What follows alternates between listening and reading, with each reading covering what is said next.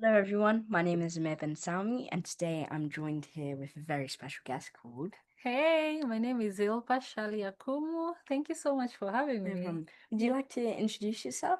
Yeah, my name is Zilpha Shali. I'm from Kenya, and I'm an artist manager to Shanariha Evans. Shanariha Evans is a young artist, a musician from Kenya, 13 years old.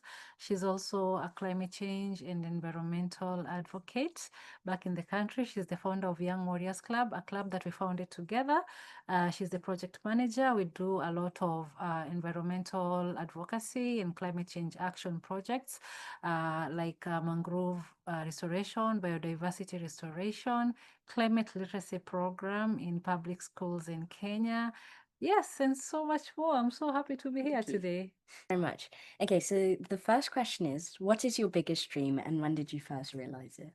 Um, my biggest dream has always been probably to want to be a change maker. Let me just say, like, make an impact on the society.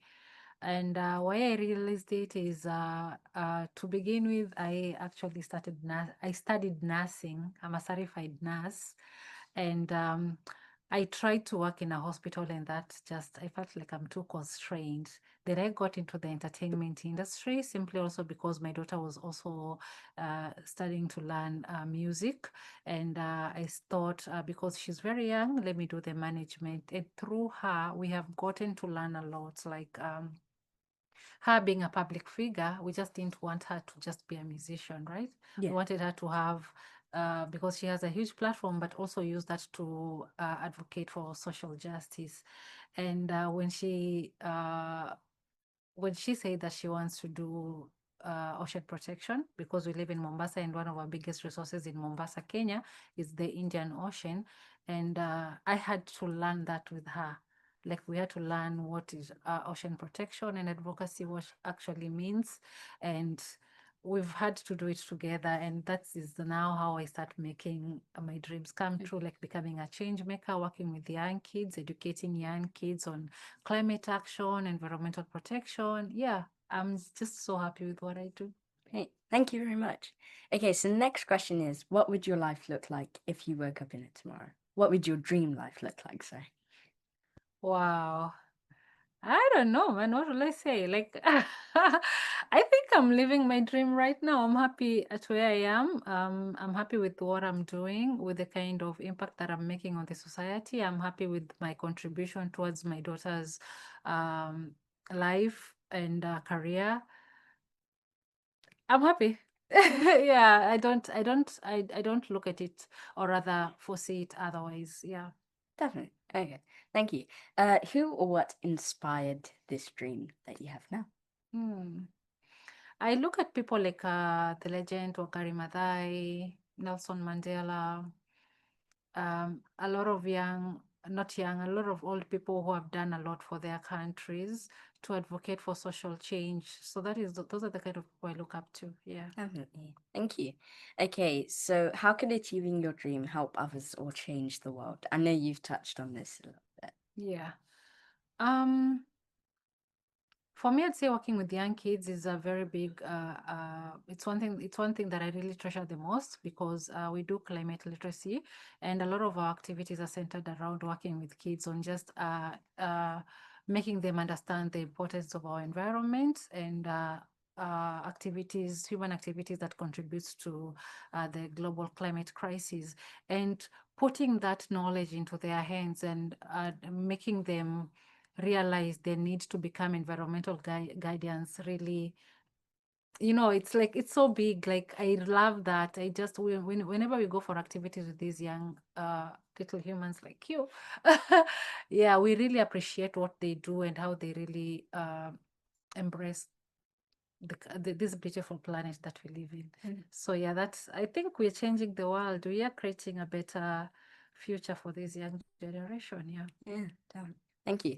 Okay, so what's the biggest challenge you faced on this journey? Accessing finance, I'd say. Getting grants. A lot of activities depends on supporting grants from local and international donors and stakeholders. And being a young organization that actually works with young people, there's a lot of maybe they don't take us serious or something, but yeah, getting access to grants has been one of our challenge, but we are going on strong. Yeah. Definitely. Okay, what kept you going when you felt like giving up, if there was a time that you felt like giving up? Knowing that there is nothing good you get from giving up, you just have to keep on going. Yeah. So that is what keeps me going. Like, how else are you gonna achieve if you give up? Yeah, Yeah. I've read a book by Ori Rasker called The Gift of Failure. Mm-hmm. And it's about knowing that failure is part of the journey Yeah. and learning from it. Yeah. So thank you for sharing that. Okay, what's a powerful lesson you've learned along the way? The power of partnerships and collaborations that can move mountains. Definitely, Yes. yeah. Yeah. Okay, so if fear wasn't a factor, what would you try? Bungee jumping. That one I'm not doing. That one, no, no, no, no. Okay, so what do people often misunderstand about your journey? um, that what we do is easy. Like whenever they see probably us having these activities like mangrove planting or traveling to speak and all that, they think it's easy, but the workload behind it is really hard because convincing partners and donors, convincing organization to actually sponsor you, it takes a lot of work. So that's the big misunderstanding, that when you get into the civil society docket, that all you just do is attend meetings in the UN and have a fancy lifestyle. No, there's a lot of work that we do behind. Yeah. Definitely. Thank you. Okay, so how can people support your dream today? Whether it's, I don't know, funding, grants. Yeah. You can go to our website, www.youngwarriorsclub.org. We have somewhere where you can press and you can donate. We need a lot of support, financial support, logistical support, mentorship support. If you are an educator, maybe based elsewhere, yes, we offer all kind of support. It doesn't need to be financial. The power of partnership and collaborations has really helped us scale to different heights. So that is what we need. Just kindly reach us through our website. The contacts and the email address are there, and we're just willing to collaborate with different people. Yeah. Okay, thank you. And make sure to put all the links down below. Yes. Okay, so could you share a small act of kindness that has changed your life? The small kind of darkness that has changed my life is actually your mother. So let me say this. When I was introduced to your mother, my daughter Shanariha was having an album launch for music. And we were looking and reaching out to people who could potentially, because it was costing a lot, who could potentially support us. And somebody gave me your mother's contacts. Her mother is called Sabrina Ben Salmi. Yes, I really, really appreciate her.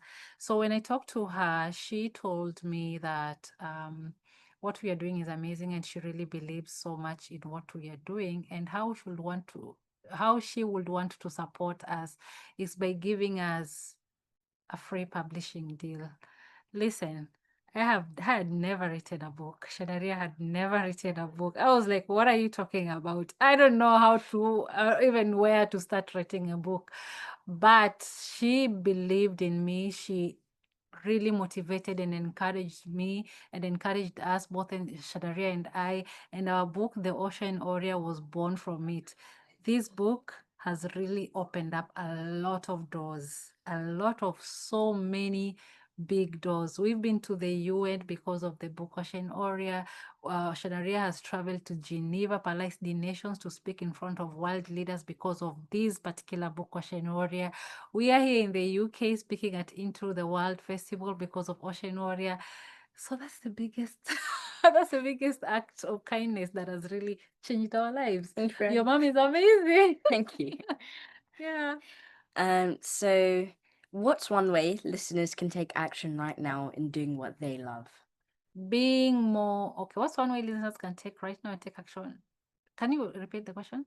What's one way that listeners can take action right now in doing what they love? Um, in everything that you do, you have to give it your all.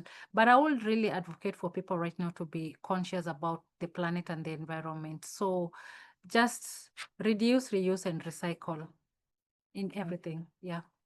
Okay. So once you reach your dream, how will you give back?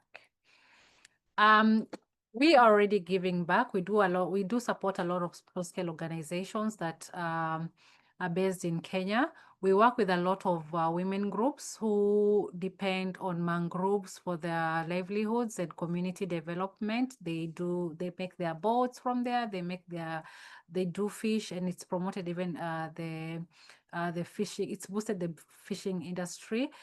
We work with a lot of schools, public schools in Kenya. We give them materials like books, pencils and pens, school bags, shoes. We have collaborated with organizations that actually make sustainable school bags from used billboards and canvases. Yeah, we have collaborated with shoe companies like Romika that have donated shoes to public schools. So that is how we help the community. That's really amazing. Thank you.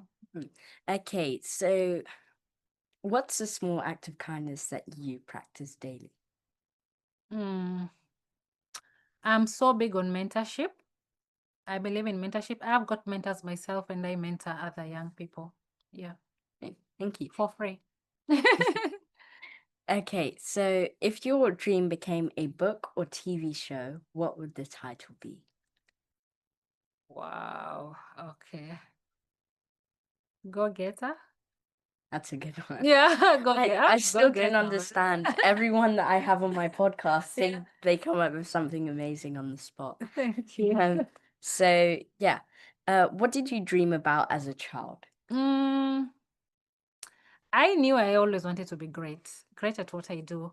I've had like different ideas on what I wanted to do as I grew up. At first, I wanted to be an air hostess. At some point, I wanted to be like a pilot or something. But of course, things changed. But I knew I wanted to do like big things that have an impact to the society. And I think that is what I'm doing right now. It's a great dream that you had as a child. Okay, so what would your younger self say if they saw you now? I'm proud of you and keep going. Okay, so what childhood memory shaped your journey? So now, I was raised up an orphan. Yeah, we are a family of 5 siblings, but we lost our parents really young. And immediately we lost our parents, a lot of things changed. We didn't have access to school fees the way we wanted, although some of us had finished high school, but we were supposed to go to the university, but we didn't manage to do that because we didn't have money to pay for university yet. 2 of my brothers were still in school, so we had to give up a lot of that. But myself, I said, I'm not going to let that deter me. I know education is important. I need the university level of education. If I'm not going to get it, and I scale up my life to be able to give that to somebody, that's what I'm gonna do. And I'm so proud that I have sponsored a few girls here and there with their school. Some of them are still in school, and I'm still gonna keep on doing that. We support a lot of young girls who don't have the capacity to get school fees and education. Yeah. That's really amazing. Thank you. Okay, so what advice would you give to your younger self?